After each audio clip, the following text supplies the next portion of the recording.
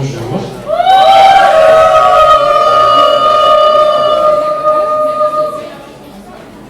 Moi je m'appelle William, j'ai une passé en P2 et je vais vous faire le cours d'introduction à la chimie organique. Vous préférez peut-être la chimie orgasmique aussi. Je sais que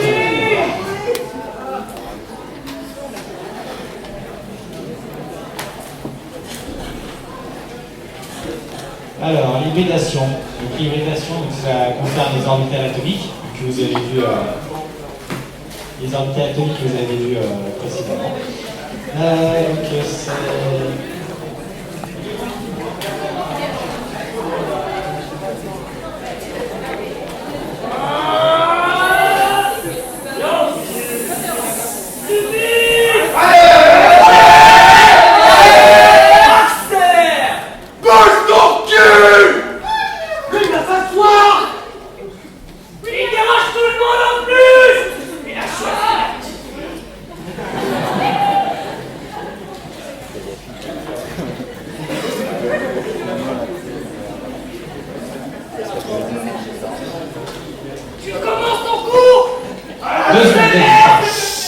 Ça arrive.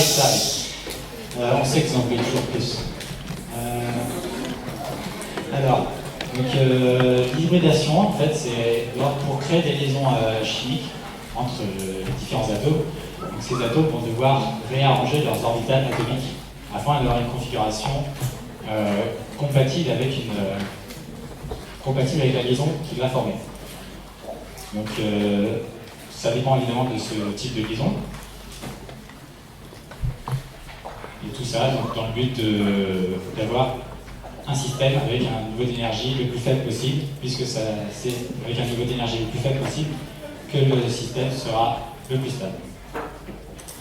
L'hybridation, c'est la combinaison linéaire, c'est un mélange des orbitales atomiques de valence. Donc, les orbitales atomiques de valence, bien sûr, parce que ce sont celles-là qui vont interagir et permettre la liaison chimique. Les orbitales de cœur, elles, n'ont aucune interaction, n'ont aucun rôle dans la liaison chimique. Et donc ça, c'est la combinaison linéaire d'orbitales d'un atome appartenant à la même couche électronique. C'est-à-dire qu'on ne va pas hybrider des orbitales d'une couche K avec des orbitales d'une couche L, d'une couche L. Donc comme on hybride ces molécules, ces orbitales, leur niveau d'énergie se modifie, vu qu'on les réarrange avec des formes, on les met à notre avantage, donc on modifie leur niveau d'énergie.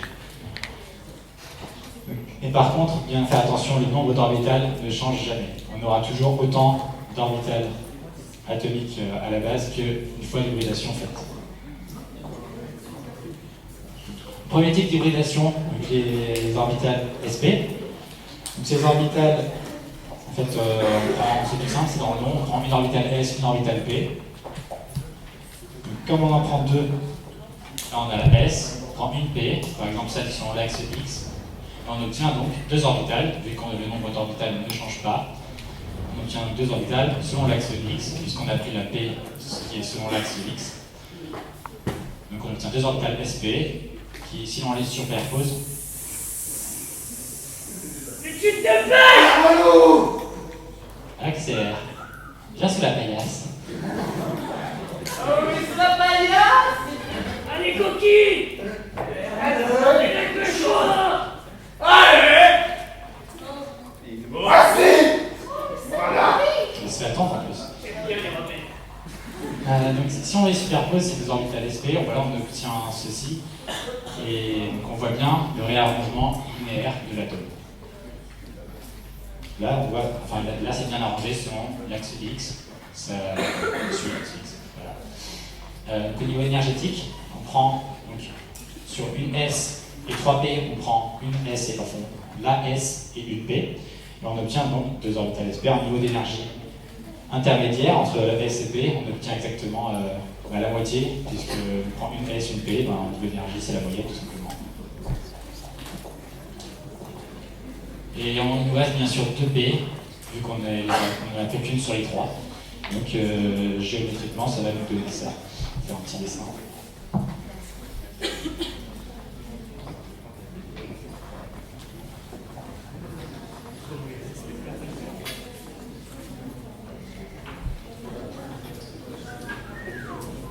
Là, on a nos deux orbitales SP.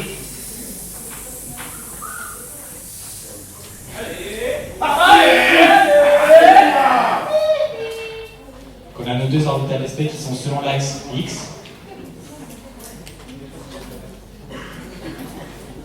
Dépêchez-vous, je vois rien! Et on va avoir une orbitale P qui va être selon l'axe Y. Et une orbitale Z selon l'axe Z.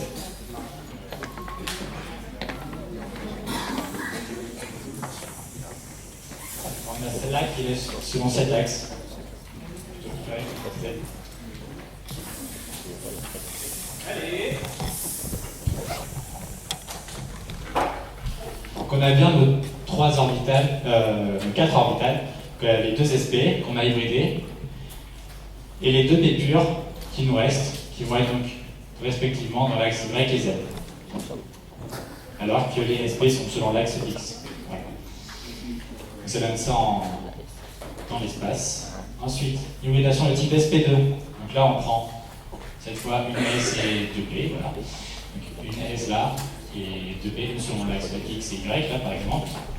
On obtient donc trois orbitales SP2, puisqu'on est parti de trois orbitales de type 3 orbitales S et P. Donc on obtient 3 orbitales, tout simplement, puisque le nombre d'orbitales ne change pas après l'hybridation.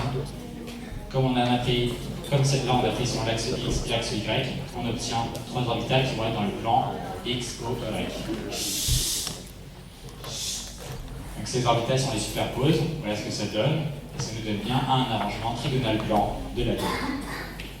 Au niveau énergétique, c'est pareil, sauf que cette fois qu'on a pris une P en plus, on a 2B pour une S, c'est un niveau d'énergie plus élevé que les orbitales SP.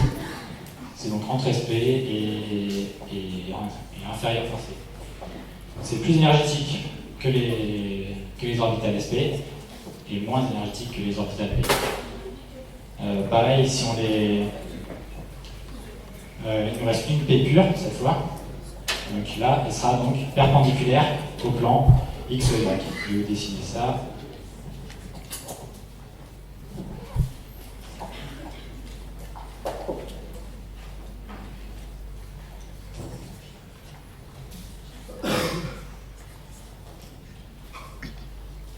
On a ça qui est dans le plan X ou Y.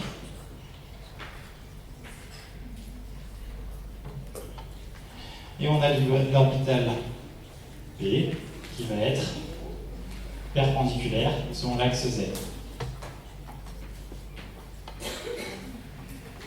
Là, on a bien les 3 SP2. Ça nous fait bien 4 orbitales, vu que le nombre d'orbitales ne change pas après l'hybridation. Dernier type d'hybridation, SP3. Donc là, on parle d'une S et de 3P. On prend les 3P. Donc là, il n'y a aucune P qui va nous rester. Pas de problème là-dessus. Donc on obtient 4 orbitales SP3, puisqu'on est parti de 4 orbitales. Et donc si on les superpose, ça nous donne bien un tétraèdre, vous avez dessiné ici, donc un arrangement tétragonal de l'atome. Niveau énergétique, ça va être donc encore plus élevé que SP2, puisqu'on a cette fois-ci 3 P et pas 2, qui ont permis à partir de l'hybridation. Donc c'est un niveau encore plus élevé, mais c'est toujours bien sûr inférieur au niveau PP. Allez. Prends ton temps, hein. Accélère. Allez. Donc lien avec la théorie VSEPR. Donc la théorie VSEPR, vous l'avez vu, je vais quand même vous en rappeler un petit peu. Théorie VSEPR, donc vous avez le nombre de voisins d'un atome et c'est le nombre de doublés non liants. Et ça vous permet de déduire donc la géométrie de cet atome.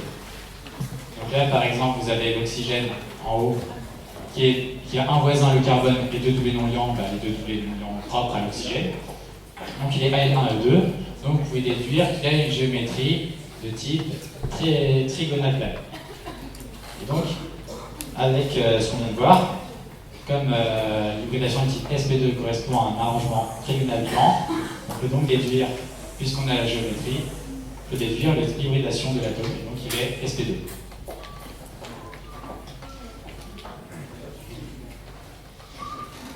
L'autre oxygène, en bas, c'est les deux voisins, le carbone et les hydrogènes.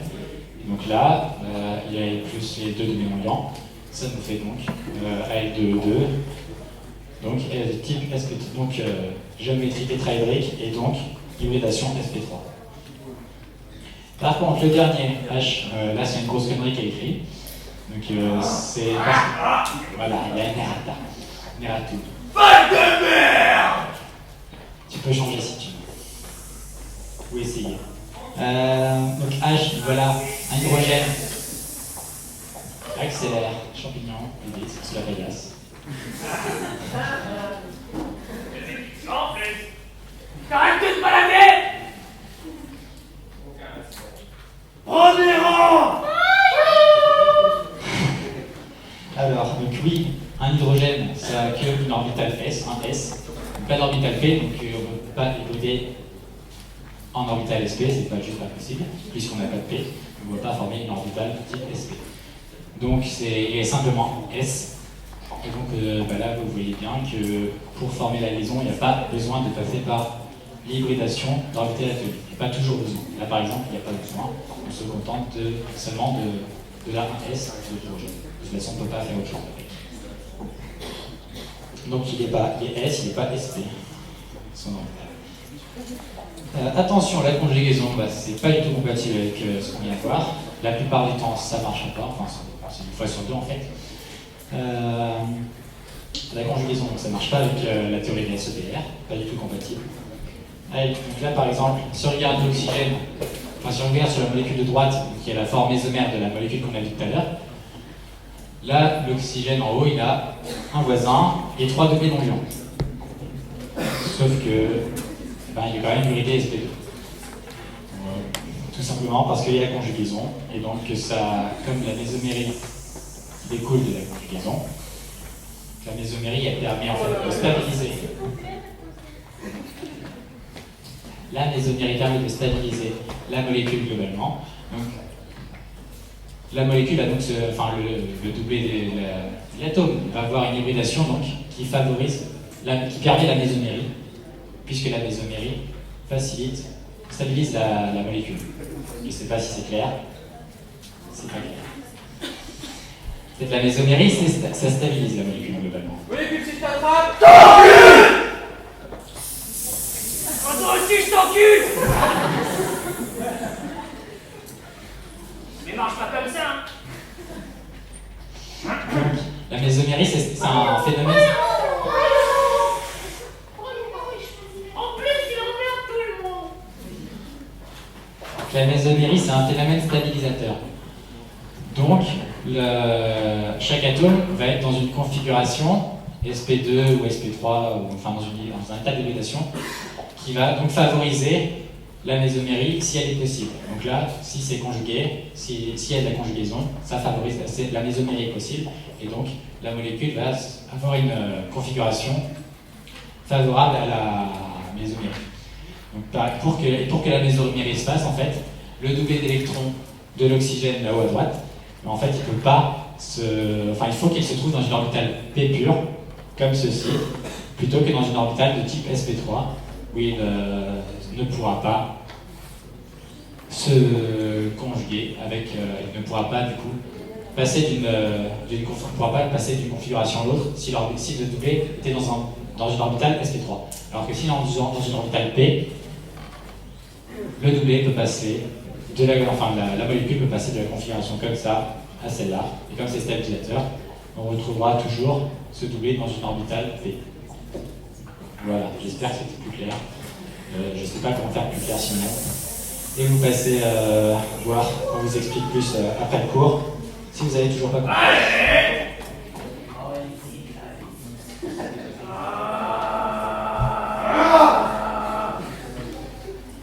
Pour l'azote, à gauche, sur la molécule de gauche, là, enfin oui, à gauche. Donc là, il est Al3E1, vu qu'il a deux liaisons avec l'hydrogène et une liaison avec le carbone, plus son doublé non-liant. Mais c'est pareil, il est sp2 parce que son doublé non-liant peut se délocaliser.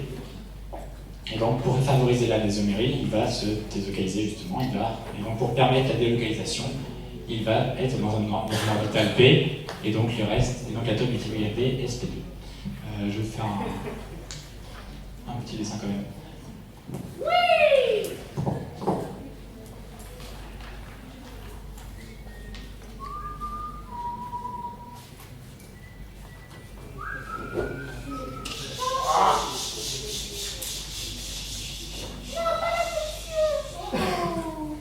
Je verrai ça au deuxième cycle. Non, vous ne savez. C'est de la physique. Non, Oui, mais c'est l'intro. ta gueule. Tu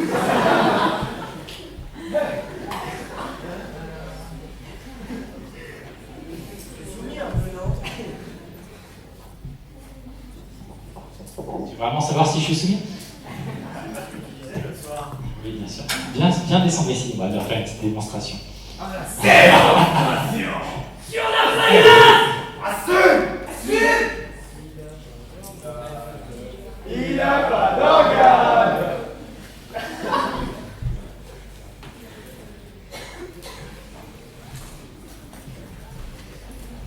Donc là, vous avez votre oxygène. La sucette! La sucette. Petit coquin. Oui, j'aime prendre la sucette. Donc là, vous avez votre oxygène avec ses orbitales sp2. Et là, il y a l'orbital P qui vient perpendiculairement. Et donc, avec le carbone ici qui va donc être comme ceci, avec ses orbitales sp2 aussi, dans le même plan. Et l'orbital et la P. Ouais. En fait, je vais peut-être vous envoyer un petit peu maintenant si j'en parle de ça maintenant. On va juste partir de ça. Donc là, vous avez la P. En fait, pour permettre la conjugaison, ben, il faut que le doublé soit dans cette orbitale P plutôt que dans une orbitale sp3. Tout simplement. On verra plus en détail après. Voilà. Donc voilà ce magnifique tableau que vous avez déjà vu. Les orbitales moléculaires. Les orbitales moléculaires, donc en fait après avoir... En fait c'est le but de l'hybridation des orbitales atomiques. Donc comme on adapte les orbitales atomiques à la configuration qu'on veut pour former les orbitales moléculaires, qui est donc en fait, pour créer la liaison, les atomes vont devoir mettre en commun des électrons. Et donc pour cela, ils mettent en commun des orbitales atomiques et donc ils forment des orbitales moléculaires. Donc les orbitales moléculaires, c'est une combinaison linéaire d'orbitales atomiques de valence, comme tout à l'heure, mais cette fois c'est avec deux atomes différents. Donc là, on prend par exemple le carbone et l'oxygène de tout à l'heure. Là, on prend le carbone et l'oxygène, on va mettre du coup des orbitales atomiques en commun pour former deux orbitales moléculaires. Donc voilà. Donc la définition d'une orbitale moléculaire, ça correspond donc à une région de l'espace où la probabilité de trouver l'électron est de 95%. C'est un espace de probabilité. Voilà ce qu'il faut retenir. Donc bien, il y a autant d'OM qu'il y avait d'OM. Donc ça c'est hyper important. Quand vous fusionnez deux orbitales atomiques, vous obtenez deux orbitales moléculaires et non pas une. Il y a toujours, vous partez de deux orbitales atomiques, vous obtenez deux orbitales moléculaires. Toujours comme ça.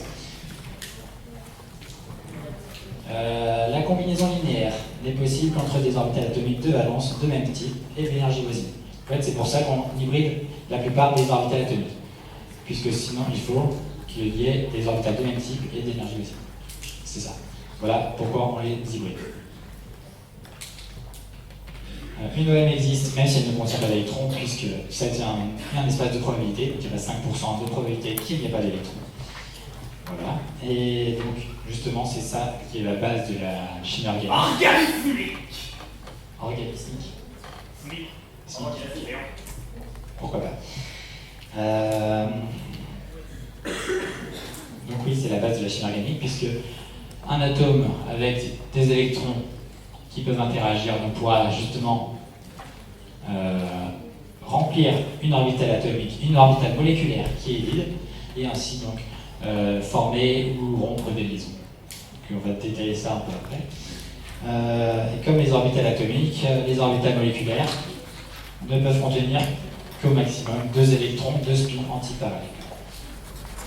Donc petit point quand même pour rappeler, l'orbitale atomique donc, de base c'est propre à l'atome. Ensuite quand on les hybride, c'est pour faciliter la formation des liaisons. Les orbitales moléculaires c'est quand on les met en commun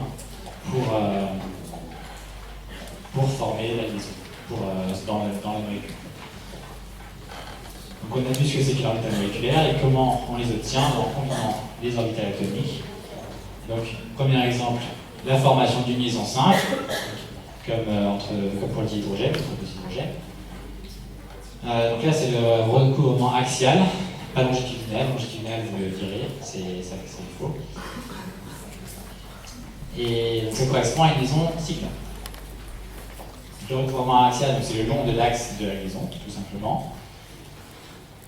Donc, pour former, quand cette orbitale moléculaire se forme, par le rapprochement, en fait, les deux atomes se rapprochent de plus en plus, jusqu'à ce que les orbitales se déforment et que les 2 orbitales moléculaires se créent, puisqu'on a 2 orbitales moléculaires pour 2 orbitales atomiques. En fait, on va avoir du coup cette orbitale moléculaire qui va se former, la sigma cliente, et on va en avoir une autre qui est la sigma dite anti-liante. Donc on va détailler ça. Voilà. Donc le niveau énergétique en fait, de la sigma liante, il est plus faible que celui des orbitales atomiques dont on s'est servi. Donc c'est pour ça que justement, avoir nos électrons qui vont glisser spontanément vers cette orbitale moléculaire. En fait, voilà, c'est un petit électron qui se balade et puis en fait, il va plus facilement au fond du trou qu'au sommet de la colline, tout simplement. Voilà. C'est plus facile de descendre que de monter. Et c'est pour ça donc que les électrons vont dans l'orbitale liante plutôt que dans l'orbitale anti-liante qui est ici. Donc l'anti-liante, elle est plutôt déstabilisatrice. Elle facilite la rupture de la liaison. Électrodardiste, c'est l'heure du passif. C'est bien, vous avez soif. Soit.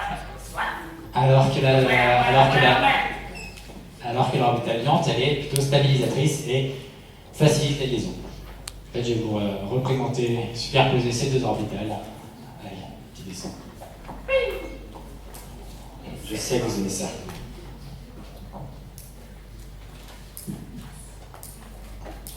Alors, on a nos 2 atomes d'hydrogène. Voilà. Donc, on va avoir une magnifique orbitale liante entre 2. Alors, elle est un peu difforme, mais c'est pas grave. Donc là, on a une sigma liante. Et à côté, on a la sigma anti-liante. Donc, c'est à l'extérieur. Enfin, c'est pas entre les 2 atomes. Donc, ça défavorise la liaison, puisque si vous avez des électrons qui ne sont pas entre les atomes, ben, ça ne facilite pas la liaison entre les 2 atomes, forcément. Voilà. Ça me paraît logique. Je ne sais pas si ça vous paraît logique.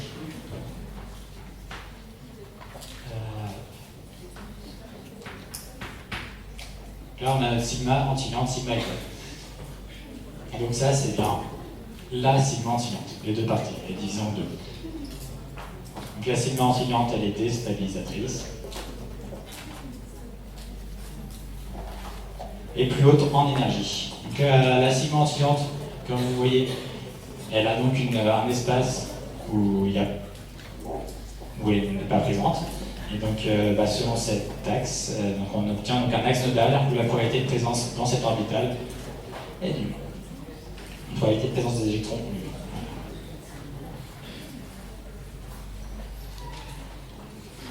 Donc deuxième exemple, la formation d'une liaison double, donc comme carbone-carbone. Donc là, ça correspond à un recouvrement latéral ou longitudinal cette fois. Vous pouvez le rajouter. Et donc, ça correspond à une liaison pi. Donc ce recouvrement latéral, donc, il est secondaire à la liaison au recouvrement axial. Donc c'est secondaire à la liaison sigma. Donc la liaison pi complète la liaison sigma en fait.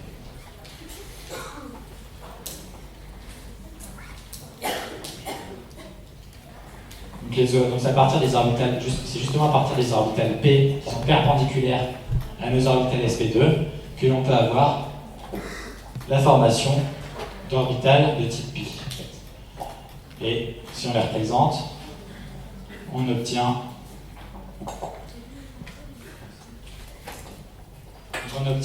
là, je vais dessiner l'orbitale pi. Donc voilà, ça c'est une orbitale pi.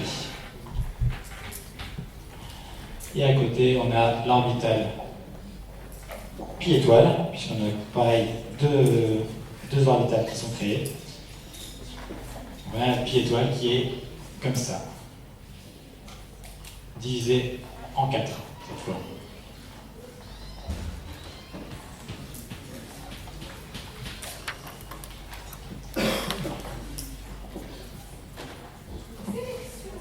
Sélection. Pourquoi sélection? Parce que c'est moche comme dessin.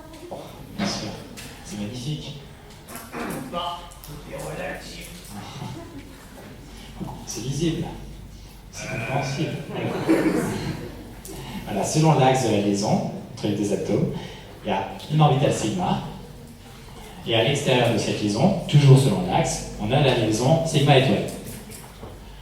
Et ensuite, latéralement, donc pas à côté de l'axe, on a l'orbitale pi qui est divisée en deux. Et l'orbitale pi étoile vers l'extérieur de la liaison, entre l'extérieur des deux atomes, vers l'extérieur.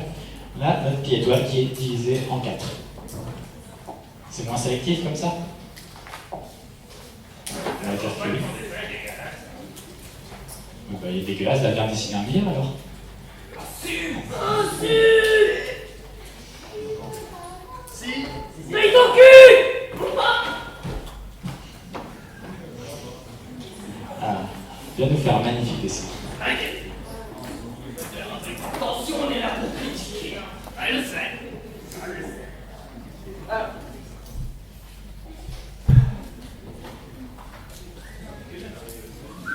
Ah oui, faut faire avec. Monte ton cul!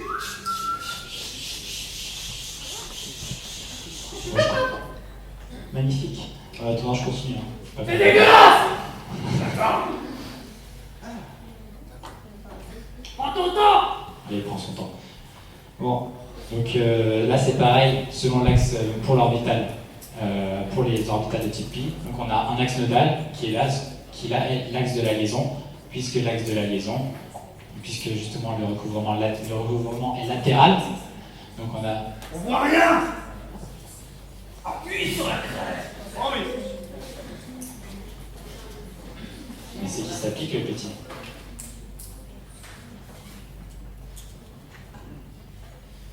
Déjà, t'apprendras que si vous voulez pour compléter. Non, elles sont grosses aussi. Si, elles sont grosses. Ça y est, je me fais chier! Accélère!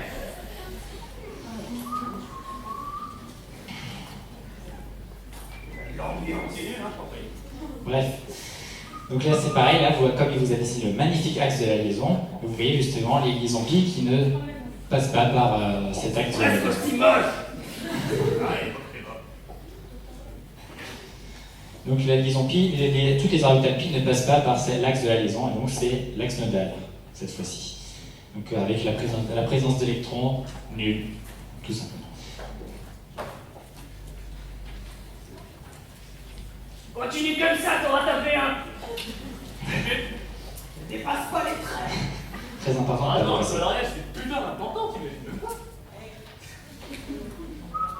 Allez, Picasso, brûle ton cul! Donc là on a une orbite, on a aussi un diagramme énergétique global. Donc en fait, là vous avez cette partie-là qui concerne les orbitales atomiques de cœur, donc en fait on s'en fout, puisqu'elles participent pas à la liaison. Et ici là vous avez donc les orbitales, donc à nouveau donc pour les orbitales P, ok, oui. Donc, bref, on obtient donc une orbitale sigma qui en fait est un niveau d'énergie inférieur aux orbitales pi, puisqu'on remplit d'abord, puisque les électrons vont aller remplir les orbitales de plus faible énergie en premier, et que la sigma se forme prioritairement aux orbitales pi, puisque les orbitales pi complètent la sigma. Donc là, vous avez vraiment un magnifique dessin. Voilà. Il est trop petit. Là, si c'est pas clair, on ne peut rien faire d'autre. On peut pas faire plus. Donc voilà. Donc, énergétiquement, donc on a vu que les orbitales sigma sont remplies avant les orbitales pi. Donc en fait, là, il y a une petite erreur aussi. On a cette orbitale sigma qui a un niveau d'énergie en fait inférieur aux orbitales pi, donc qui se retrouve ici et pas là. Voilà. Et donc c'est celle-là qui va être remplie et pas les orbitales pi. Et donc on aura une liaison simple dans cette situation. Voici un magnifique schéma qu'on va compléter. Donc là on a d'abord la formation d'une liaison sigma par le recouvrement des deux orbitales sp2. Voilà, on a un magnifique liaison sigma qui est formée avec les deux sp2. Et ensuite, on a secondairement les orbitales P qui vont se recouvrir latéralement cette fois et former une liaison pi ici. Donc voilà, on passe donc de cet état à cet état à partir de deux atomes comme ceci, deux carbones comme ceci, avec 3 sp2, une P, on aura 2 sp2 qui vont se lier à d'autres atomes, une sp2 qui va recouvrir axialement avec le sp2 de l'autre carbone pour former la liaison sigma. Et ensuite, les orbitales P, l'orbital P de ce carbone va se recouvrir avec l'orbital P du deuxième carbone pour former cette liaison. Ça, c'est... Voilà, c'est comme ça.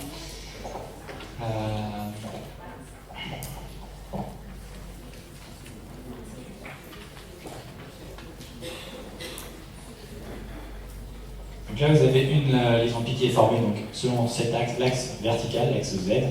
Voilà. Et ensuite, vous pouvez avoir aussi, dans l'autre sens, si vous formez une troisième liaison pi, enfin une troisième liaison, donc une deuxième liaison pi, une seconde liaison pi, vous obtiendrez cette fois-ci sur l'axe horizontal. Puisque, en fait, c'est avec partir de ceci, voilà. Là, si vous avez formé une liaison triple, en fait, vous êtes en état SP. Et vous aurez donc deux orbitales P en plus. Et une orbitale P donc, qui va se recouvrir comme ceci, avec un autre carbone. Et une orbitale P qui va se recouvrir donc comme ceci, sortant du tableau, vers l'avant du tableau et vers l'arrière du tableau, donc selon l'axe horizontal, pour former une autre liaison P. Je ne sais pas si c'est clair. Pour les doublants, sûrement, pour les autres, probablement pas. Et c'est compliqué à s'écrire ce cours. En fait, de toute façon, c'est surtout pour que vous abordiez un peu ce cours qui est quand même assez compliqué et que vous ne débarquiez pas une fois lorsque le vrai cours arrivera, que vous ne soyez pas totalement paumé. Même si là, vous êtes sûrement paumé. Ça va, c'est que la pré-entrée.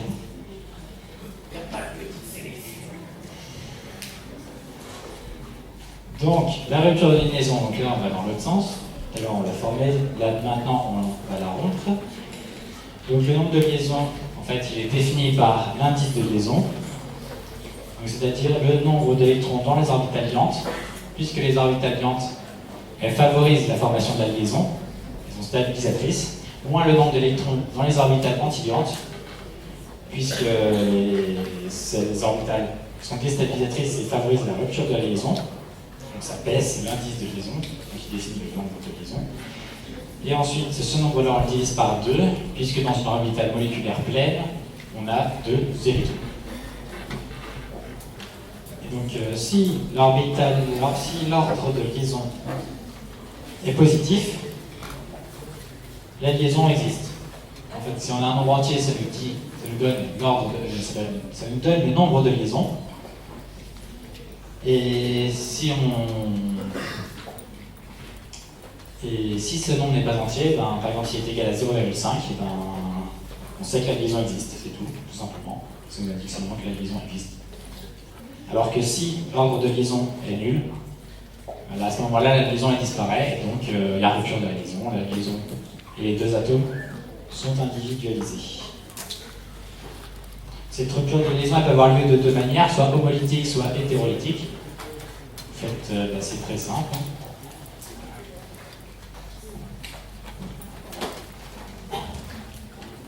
Rapide petit dessin aussi. On entend encore un dessin. Et toi, ta gueule. J'aime les dessins, chut. Puis on part d'un dihydrogène.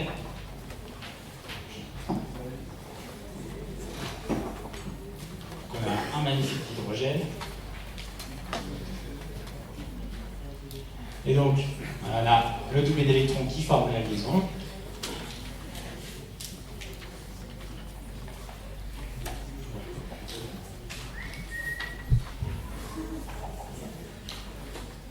On a notre dihydrogène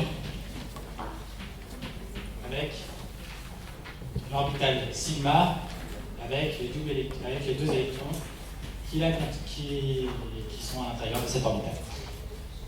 En fait, vous allez avoir, si on fait une rupture de manière homolytique, on aura un électron qui va partir sur un hydrogène et un autre sur l'autre hydrogène. Et donc on se retrouvera avec deux hydrogènes. Alors que si on fait une rupture de manière hétérolytique, on aura les deux électrons qui vont aller sur un hydrogène et on se retrouvera avec un H-, avec le doublé d'électrons, et un H+, sans électrons avec une case avec une lacune électronique. Voilà.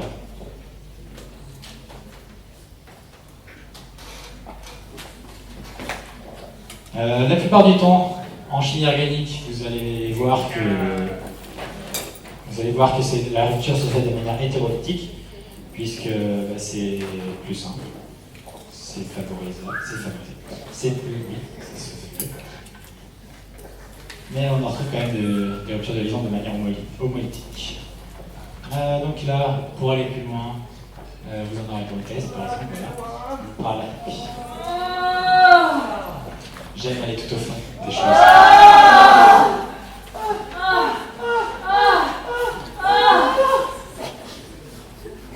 Je ne fais que commencer. Ne pars pas trop vite. C'est déjà fait maman. Donc là, voilà pour aller plus loin sur la chimie orga. Donc les principales réactions de chimie organique que vous allez voir, donc c'est la substitution. Donc quand on remplace un atome par un autre. Et oui, c'est ça, on remplace un atome par un autre. Donc là, par exemple, sur l'exemple qu'on a là, on a le Br qui est remplacé par un X. D'abord, on a Br lié au CH3 plus un X-. Et on se retrouve avec X qui est lié au CH3 plus un Br-. Donc on a remplacé le Br par un X sur notre molécule avec le CH3. L'addition, donc là c'est deux atomes ou groupes d'atomes qui se fixent sur une insaturation. L'insaturation, c'est par exemple une liaison double carbone-carbone, c'est une insaturation, puisque si on a une liaison double, on aura deux autres atomes qui seront liés au carbone, alors qu'on pourrait en avoir trois liés à chaque carbone si on avait une liaison simple et pas une liaison double. C'est clair, la saturation, puisque c'est pas un terme qui est généralement connu. Bref, si c'est pas clair, venez à la paillasse après. Et sous la paillasse aussi, c'est bien.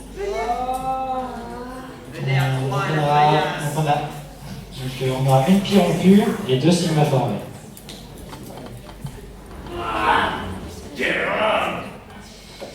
Donc on a une pi rompue, une sigma formée, et donc ça nous donne donc la réaction de l'addition. En fait, on part d'une liaison carbone-carbone avec donc une liaison double carbone-carbone. Voilà. Et on se retrouve avec une liaison simple, carbone-carbone. Donc là, il est saturé, il est trois liaisons avec d'autres atomes. En fait, on a ajouté un atome là et un atome là, qui n'était pas ici.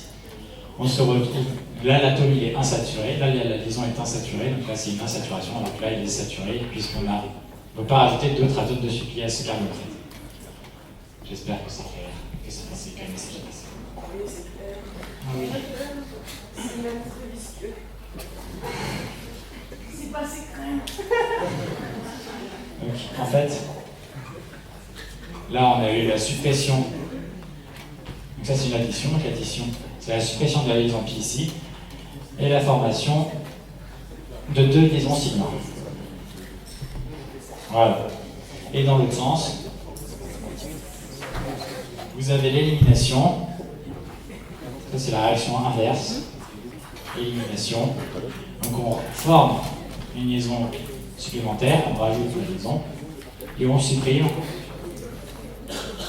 les deux liaisons sigma. On supprime deux liaisons sigma, une de chaque côté du carbone, une sur chaque carbone. Donc en fait, voilà. Faire des isomérisations, donc vous verrez pas là. Donc le bilan réactionnel, par exemple, en fait, on peut avoir un bilan réactionnel qui est une substitution, donc on remplace un atome par un autre, et avoir un mécanisme réactionnel, donc le chemin, tout le déplacement, toutes les réactions dans le détail qu'il y a eu. Donc le mécanisme, c'est le détail en fait de la réaction. Donc on peut avoir un bilan qui est une substitution, alors qu'on est passé par une addition-élimination. On a un mécanisme qui est une addition-élimination. Par exemple, comme si on fait une addition puis une élimination, on revient au même stade, entre guillemets. Il suffit de le faire, mais de changer les atomes qui composent la molécule. Donc on se retrouve avec une molécule différente à l'arrivée, mais ce qui revient donc au final à une substitution. J'espère que c'est clair aussi. Je répète pas mal ça. Ah oui. Qu'est-ce que t'es fouillé sur la PS? Si tu savais. Tu peux venir voir après la cour.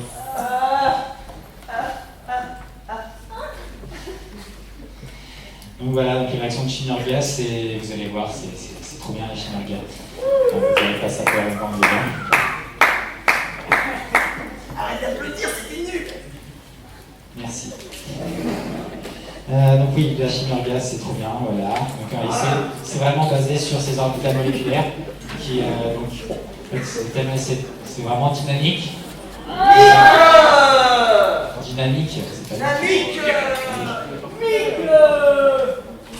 Donc on a la chimie organique, c'est vraiment dynamique et donc il faut voir plus loin que nos petits dessins, nos petites formules. Tu vas chercher un peu. Il faut voir plus loin donc oui, que nos petits dessins qu'on fait au tableau. Il faut vraiment voir la dynamique qu'ont les atomes entre les molécules entre elles. Et voilà, j'espère que vous aimez la chimie organique. Parce qu'il y a 30 questions, je prends deux. Non, il n'y a pas à ce niveau-là. Il y aura une question de oui, c'est bardé, je vais faire la suite. Quel homme! Introduction, encore, à la chimie, à la thermodynamique. J'aime trop la chimie. Je laisse la suite.